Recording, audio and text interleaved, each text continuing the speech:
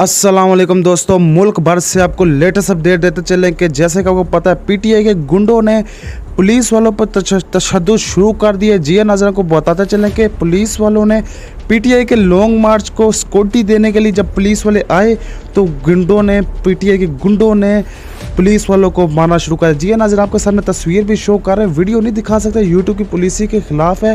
आपको बताते चलें कि इनका इतना डरू लीडर है इमरान खान, जो कि खुद हेलीकॉप्टर पर आ रहा है और बात करता है आज़ादी मार्च की बात करते हैं और पुलिस पर उल्टा इन्होंने डंडे लाठीचार्ज किया, उल्टा पुलिस को हेलमेट मारे। आपके सामने तस्वीर भी शो कर रहे हैं। और आगे से बात करते चले मुल्क के दूसरे इलाके से कि जहाँ से फवाद डब्बू जो कि अपना काफिला लेके आ रहा है, कहता कि रोड बंद हो गए। वही वीडियो आपको दिखाते हैं। कहता कि मेरे साथ पूरी दुनिया है, लेकिन आपको दिखा दें, कहता है मेरे साथ सारी दुनिया है। आपको दिखाएं कि सिर्फ 12 मोहल्ले के बंदे चुक के ले आए और कह रहा है सारी दुनिया में लेके आ गया हूँ। आपको वीडियो भी दिखाते हैं।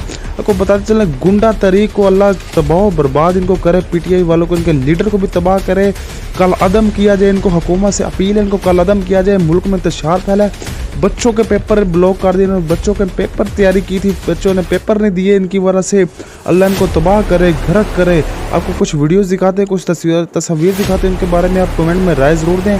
वक्फा अपडेट आपको देते रहेंगे, हमारे साथ रहिएगा। मिलते हैं नेक्स्ट वीडियो में, तब तक के लिए अल्लाह हाफिज़।